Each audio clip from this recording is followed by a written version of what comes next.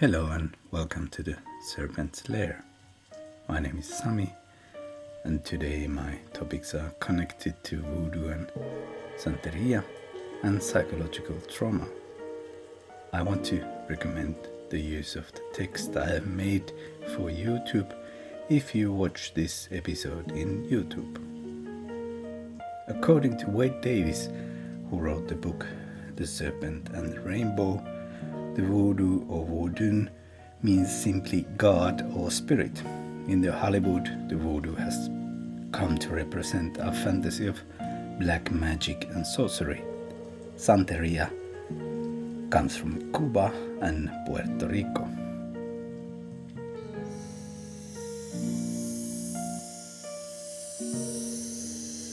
Serpent's Lair.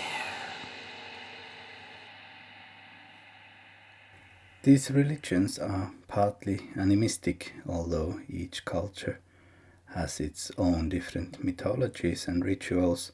Animism is said to describe the most common foundational thread of indigenous people, spiritual or supernatural perspectives.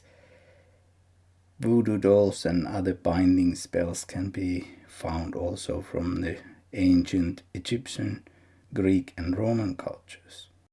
Typical mixture in Haitian culture can be found in Haitian Saut-d'Eau, where there is a waterfall that people go to heal themselves, especially in the 14th to 16th of July. There is a belief that Virgin Mary has appeared in the palm tree nearby and also in the water. So this is why the water is believed to be healing. This is the festival of Ersuli Freda, one of the goddesses of Voudoun religion, who at the same time is also Virgin Mary. The water is also sacred to the Loa, Dambala and Aida Vedo, the rainbow serpent.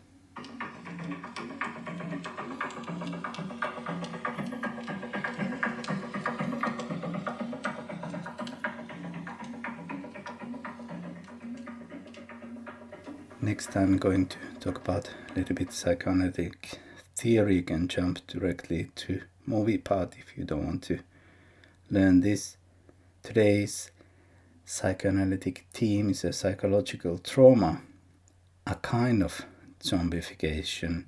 Psychological trauma commonly involves a sense of current threat, but also betrayal of trust, violation of psychological and somatic boundaries, loss of power, entrapment, helplessness, confusion, pain, dissociation, and loss. In the zombie movies, the death is infecting life in the form of a zombie. It is something familiar turned into something else. These are also the fears what we have as small children. Loss of love and to be rejected. Depressed mother can feel like a dead mother whose eyes are not responding. I try to open up this theory by using few different theoretical models. The absence of an object, usually a mother, always constitutes a kind of threat to the subject, to the baby, that triggers the important developmental processes of the psychic apparatus.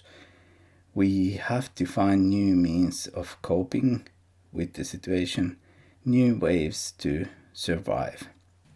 However, absence is also a constant threat to developmental processes.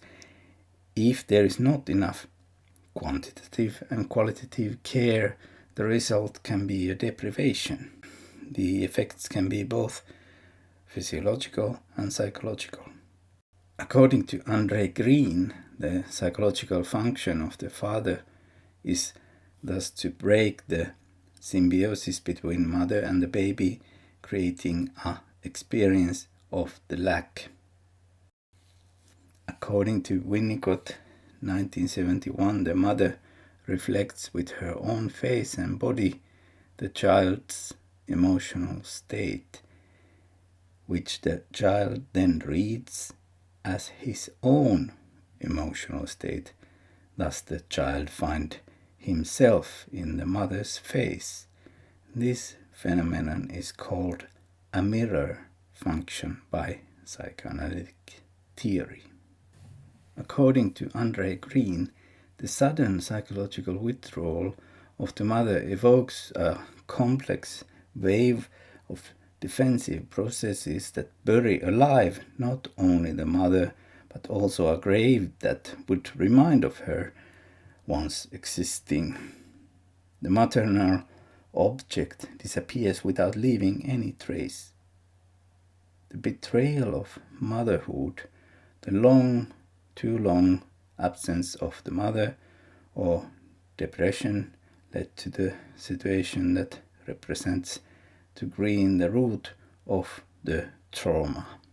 The ultimate horror of self-loss that Freud spoke of as total experience of helplessness. In the movies we can deal with these annihilation, or other way to say it, the differentiation anxieties. Movies can be also helpful, especially when real life dangers can be a bit too much to bear. Okay, this was the end of this theoretical part. I have chosen a Voodoo Trilogy, The Serpent and the Rainbow, Angel Heart and The Belivers, all my favorite type of Voodoo movies.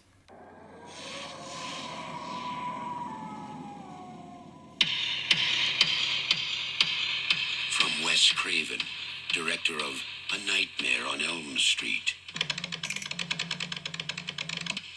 comes a story of the forbidden world between life and death. There's a door to the mystical. And you just walk through it. Somebody brought him back from the grave. And I want to know how they did it. Death is not the end.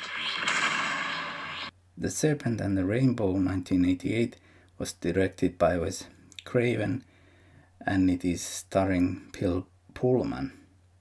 The script is loosely based on the non-fiction book of the same name by ethnobotanist Wade Davis, who I borrowed in the beginning.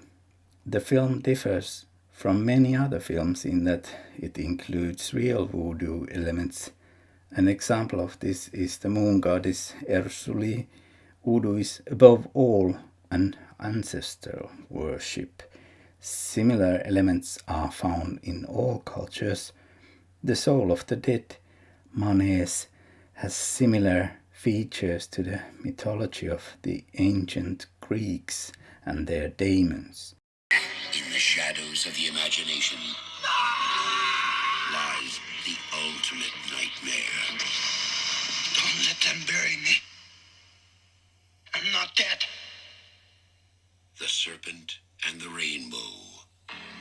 I think the best part in this film is that voodoo is presented as it is a mixture of cultures, a melting pot. This has been one of the most significant factors in the history of witchcraft and in the background of witchcraft and magic trials, so-called witch processes. The people have lived alongside new culture and past customs. These are mixed, and this has not been acceptable to the state. There is a desire to get rid of old ways because they were dangerous and threatening politically and psychologically. I will return to this at the end. In this movie, there's a kind of audible scene where the beautiful and bright Ursula turns into a seductive voodoo priestess. Dr. Alan is fascinated by her, but the negative father figure, powerful police captain, is disturbing this scene by his magic and his harmony. Captain does not want to give anything for the Dr. Alan. Captain is ruling the whole place. Dr. Alan is very scared when he notices that police captain appears.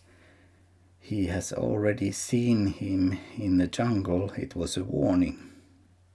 This negative father is torturing and using everybody. There's no room for understanding or expecting forgiveness. He forces Dr. Alan to seek new ways to beat him. In the end, he wins this character by using his totem animal. This scene reminds me of Sigmund Freud's theory in his book Totem and Taboo.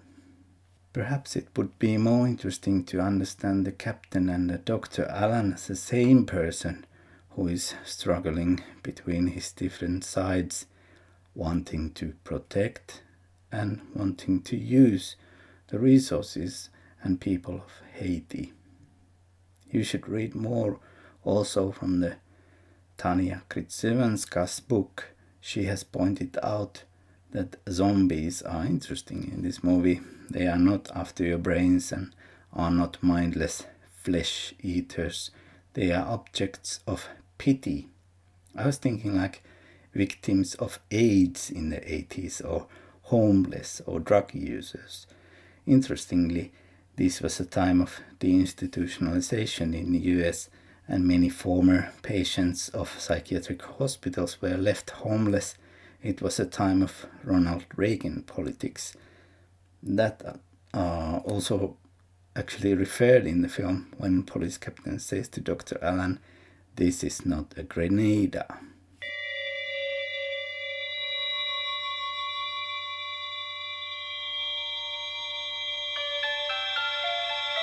More than anything else, Cal Jameson wants to leave the horror of his old life behind. Now, in his new life, he's about to discover that the real horror is just beginning. Don't you come any closer! People who practice Santeria are called creyentes. In English, it's the Belivers. Movie with the same name, The Belivers, was made in 1987. Canadian-American crime thriller horror film was directed by John Schlesinger, starring Martin Sheen, Robert Loggia and Helen Shaver. It is based on the 1982 novel The Religion by Nicolas Condé. Carl Jameson is working as a police psychologist for the New York City Police Department. The city has been plagued by a series of brutal, ritualistic child murders. The first victim is a young boy found murdered in an abandoned movie theater.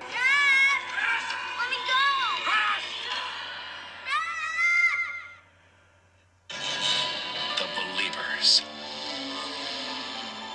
Carl is raising alone his boy, Chris, who finds a voodoo object, a kind of shell in the park. Carl hires help to help with the boy, a nanny and a housekeeper who has knowledge about protective magic. She notices that the young boy is in danger, but Carl is very rational and does not believe in magic. A policeman named Tom Lopez claims the crimes are being committed by members of a cult practicing a malevolent version of brujeria. Carl is appointed to examine Tom. It seems that the cult is formed by very influential people and their leader is very powerful and demonic African man. I don't want to spoil this movie totally, so I leave something unsaid. I don't think everybody has seen this movie. It is quite underrated for my opinion. I have to say that this movie really gets under your skin. There are some really nasty, evil curses in the movie.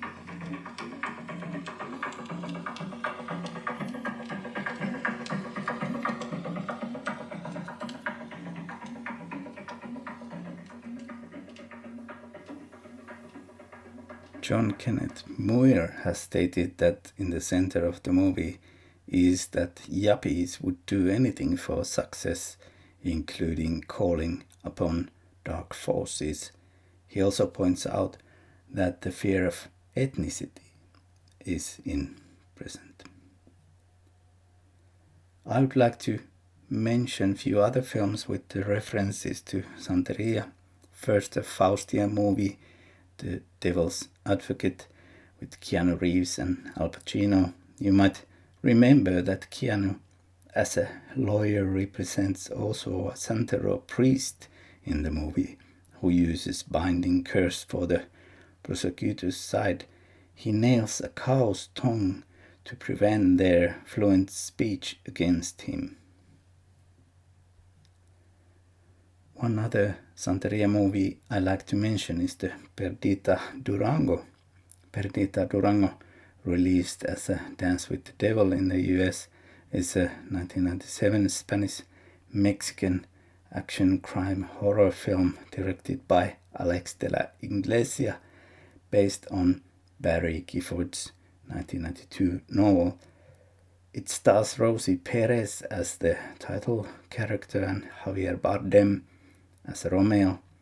In the movie, Romeo is a self-styled Santeria guru who spends most his time flitting from one crime to another.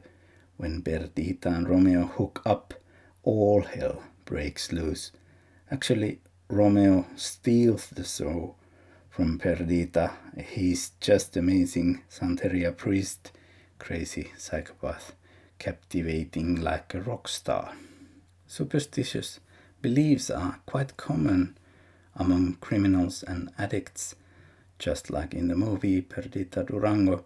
I think this is quite understandable. It has connections to impulsiveness and receptive behavior, even OCD. Lucky charms, magic or prayers are like the lottery and criminal activity.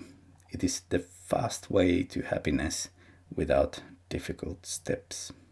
I want to be rich too. Am I willing to even sell my soul for the success? At least Johnny Favorite did in the movie Angel Heart. Mr. Angel, my client, Monsieur Louis Sapron. Do you by chance remember the name Johnny Favorite? My interest is only in finding out if he's alive or if he's dead. You want me to check it out? I'm a private detective paid to snoop around. He's dead, Mr. Angel. Well, you know what they say about slugs. They always leave slime in their tracks. Angel Heart, 1987, was directed by Alan Parker. It is based on the novel Falling Angel by William Gatz Hjortsberg.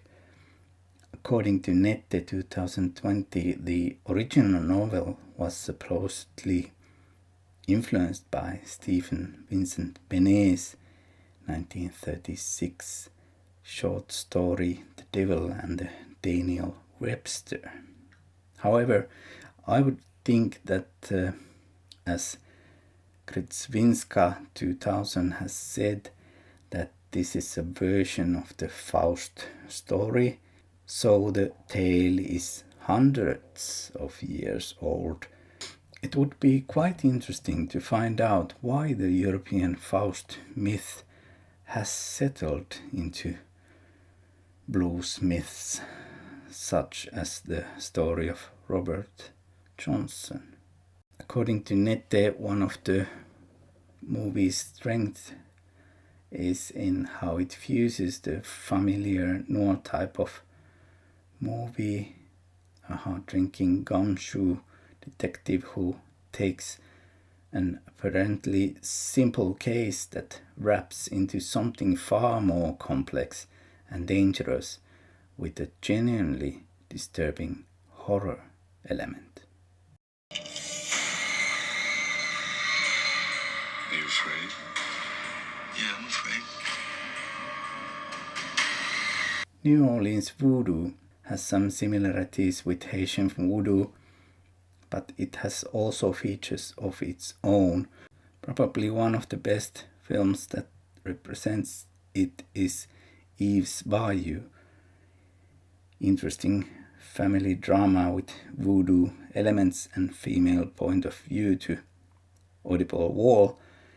I think the movie shows how the voodoo can also replace the important emotions, so it can be also kind of fool's gold, a defensive way.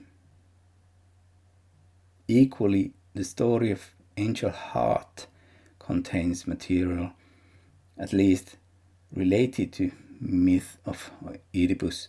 It was quite a scandal when one of the Cosby children was on the screen with a bloody rain as a voodoo priestess, Epiphany Proudfoot, with her father.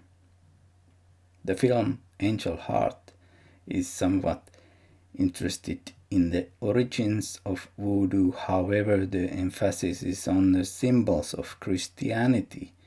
Voodoo in this movie is simply a devil's tool. On the other hand, here is the effectiveness of the film. The symbols are only suggestive, not very obvious. No zombies here, just a harsh moral punishment.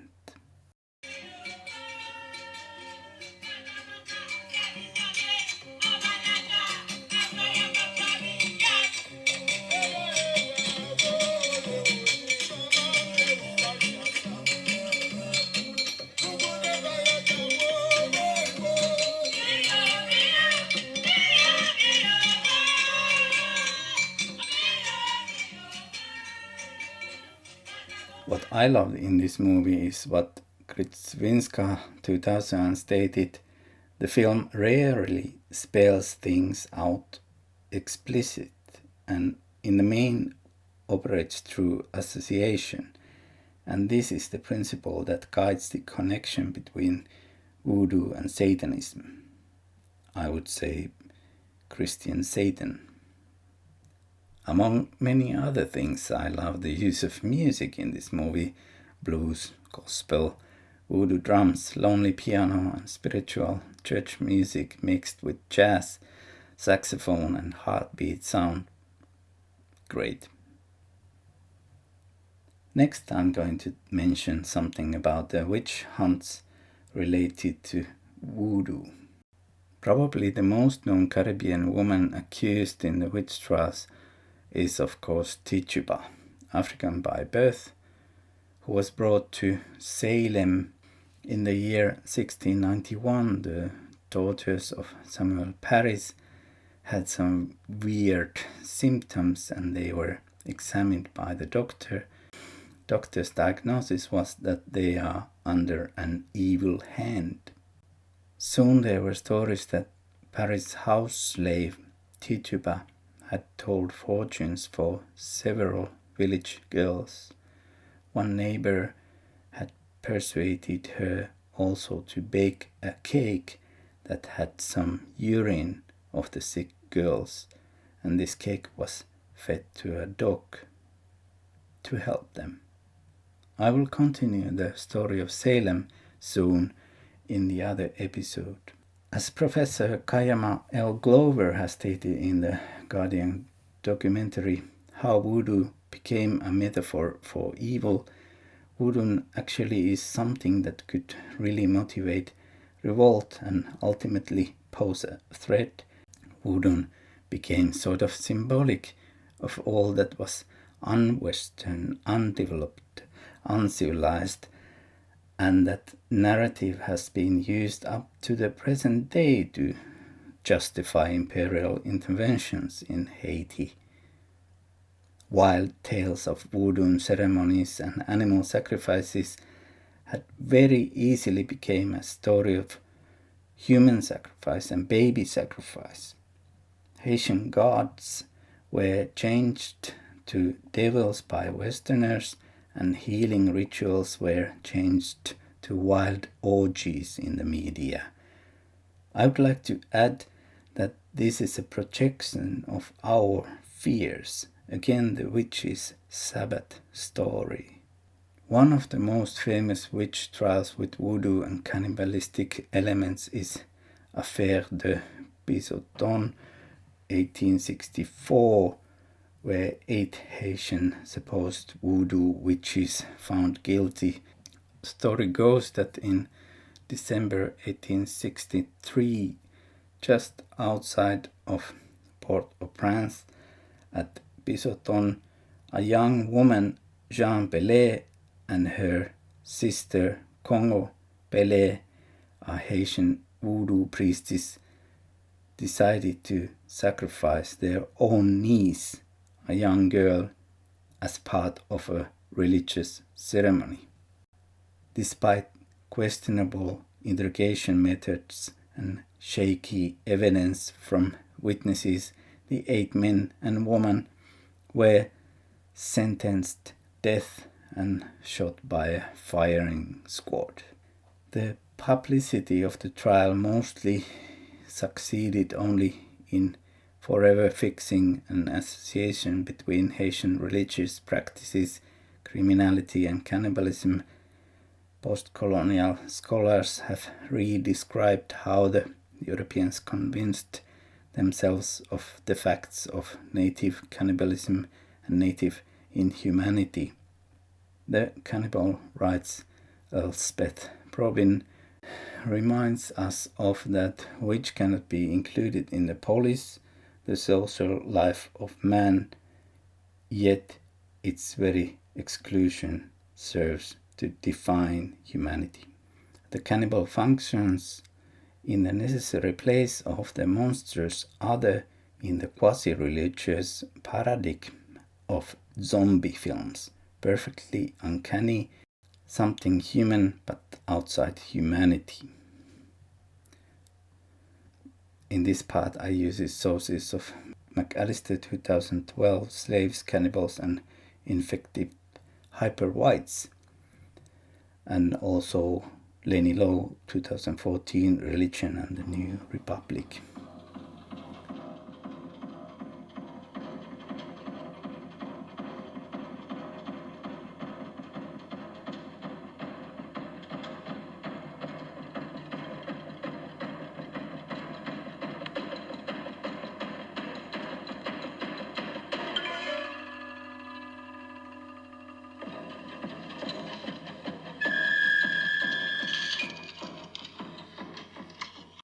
When William Seabrook wrote his book The Magic Island, his fantasies were turned into facts in the US. It is interesting that at the same time African Americans were coming into some political power in the South. Exactly similar fears can be seen in the British movie The Witches, 1966. It was based on the book The Little Wax Doll. In this movie, the protagonist's mental health trauma is interestingly featured. The events in Africa are just like the unconscious behind it all, and this has also a connection in British colonialism too, into fears that rose after the rebellions in the colonial areas in Africa.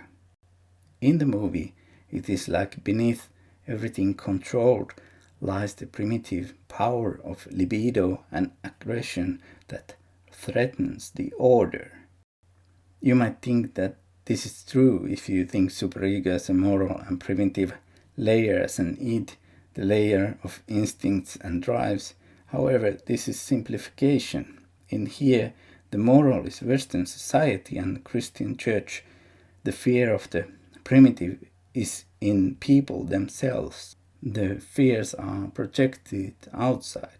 The otherness becomes something that we should be afraid of, and it is also labeled.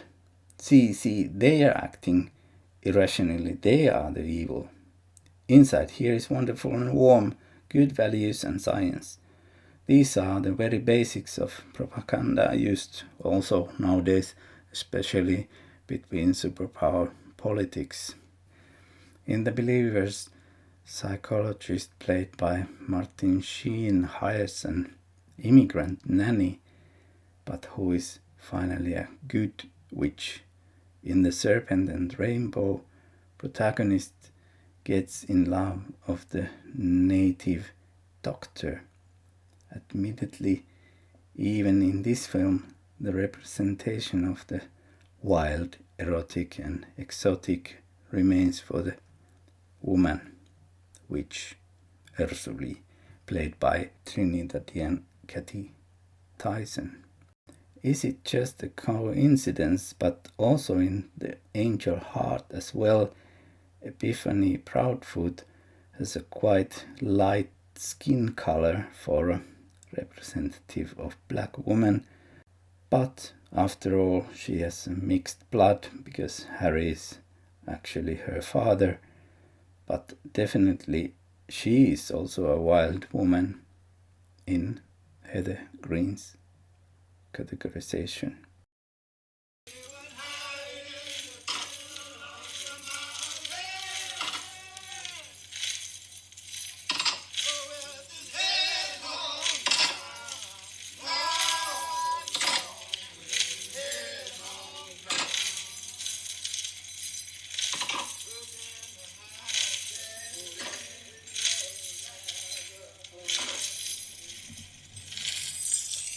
Back to the zombies. According to McAllister 2012, the word zombie appeared already in the historical documents in 1797. They were described as returned body, not soul, turned into a slave worker. These kind of zombies you can find already from the movie White Zombie 1932, where Bela Lugosi plays a satanic evil zombie lord. In the new millennium, the Walking Dead and their cannibalistic zombies seem to be everywhere. I think these apocalyptic visions are part of our inner world, perverse universum, like Janine Saskia Smirgal 84 puts it. It brings anxiety but also satisfaction to see the end of civilization in the collapse of the ruling class. African-American actress Angela Bassett played famous real-life voodoo queen Marie Laveau in the Coven seasonal episode of American Horror Story. She was known to help in the real-life enslaved servants. She was a Catholic and encouraged others to join the church as well. In the movies Skeleton Key and Eve's Bayou, there is some references to slave history also. According to the Colonial Williamsburg Foundation and UNESCO's Slave Route Project in creating slavery and remembrance, Europeans and slave owners across the Americas tended to dismiss African faiths and practices as mere superstitions. Jeffrey Patchett writes that those slaves who were able to convert to Christianity were able to create such a bond through a common religion. In turn, this unity served as a way to resist the atrocities the plantation owners imposed on them. Thus, for many slaves, Christianization served as a means of resistance throughout the period of slave trade. The African religions were religions of spirit, not of doctrine.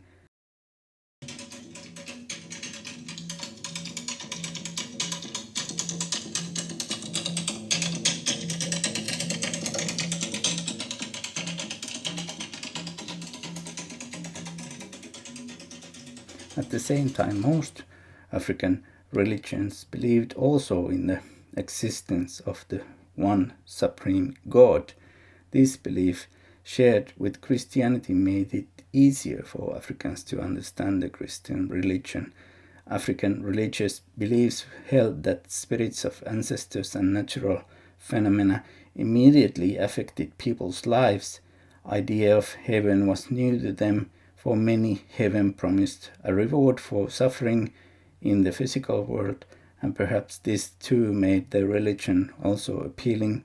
Those who had internalized European Christianity's ideas about sexual purity now had another reason to reject such advances, even at the risk of infuriating violent white men. Often females would seek the support of the missionaries, and some preachers in turn denounced the planter, sometimes publicly, as a sinner and a rapist. This was also a reality in the lives of slaves imported from Africa. All their symbols related to their religion were punishable. The punishments were, in addition to imprisonment, whipping, and even hanging. In the end, I'm going to be guilty to an ethnocentric perspective, but my intentions are good. If I compare what has happened in our Finnish territory in the threshold of modern ages, when our old religions were replaced by Christianity, there are lots of similarities. This is perhaps a way to understand how and why there is a mixture of African origins and Catholics in Voodoo, Santeria, and other Latin American, Caribbean, and New Orleans Voodoo Catholics.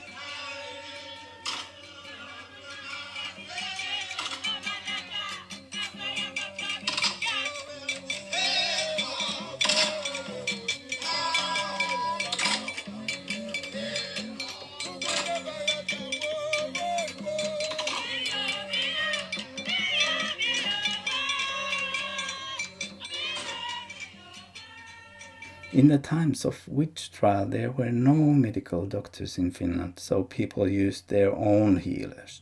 In the beginning, this white magic was also accepted by the new authorities. In some areas, like in the Lapland, people were really forced to turn to Christian beliefs. Their religious symbols were even destroyed. In the other areas, the process was more slowly.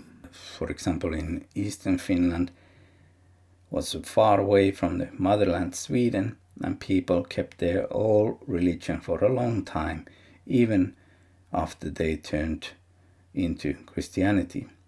Priests were perhaps pulling their hair out of their heads when people came to the church, but at the same time they brought offerings, also animal offerings, to the churchyard.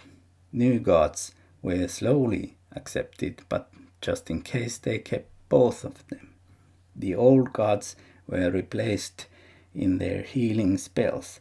Curses were kept as a secret. However, later it did not help, even you made the healing under the name of Virgin Mary or Jesus.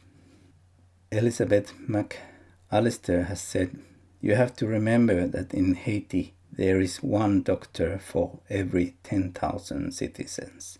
So the burden of health and psychiatric care and pastoring falls still on traditional religious healers. Priests and priestesses are the front line of social services for most of the people."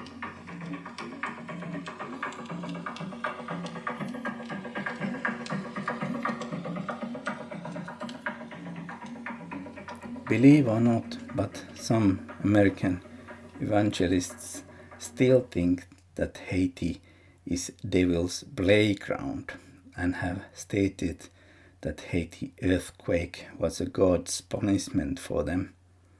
If you are interested to learn more about this, I will recommend Elizabeth McAllister's 2012 article from her homepage. It's called "From Slave Revolt to a Blood Pact with Satan, the Evangelical Rewriting of Haitian History." I'm going to end here. The history is a part of the trauma of the whole nations and many individuals. The movies are entertainment, but skeleton keys to understand these processes better, and above all to understand ourselves better, so that these things would never happen again. Thank you for joining. Welcome again. I will in the end list the sources I have used more detailed. Wade Davis 85 ebook version of The Serpent and the Rainbow, Donald Wood's Winnicott Playing in Reality 1971, my version was 99. Janine Jasquez Mirkel, Creativity and Perversion 1984. André Greens, The Dead Mother, the work of André Greens, edited by Gregorio Cojon 1999. Andrew Nett 2020, The Long Dark Legacy of William Hjortsberg's Supernatural Neo-Noirs in crimereads.com. Kritsvinska Tanya 2000, Skin for Dancing in. Flix Books, great book. Muir Jonathan Kenneth 2007, Horror Films of the 1980s. Sarita Walker 2021, Voodoo, Should We Take a Second Look at These Religions? In Amplify Africa. McAllister 2012, Slaves, Cannibals and Infected Hyper-Whiteys, the Race and Religion of Zombies in Anthropological Quarterly 85, number 2. Thurston Robert 2021, The Salem Witch Hunt in Johannes Dillinger, edited the Routledge History of Witchcraft. And also to understand André Greens' theory better, I have used translations of Teräväinen Tatu 2012, Psykoanalyysi ja kuollut äiti-ilmiö, rajan suhde infantiiliin amnesian aikaiseen traumaan, Progradu Jyväskylän yliopistossa. Thank you. Bye bye. Serpent's Lair.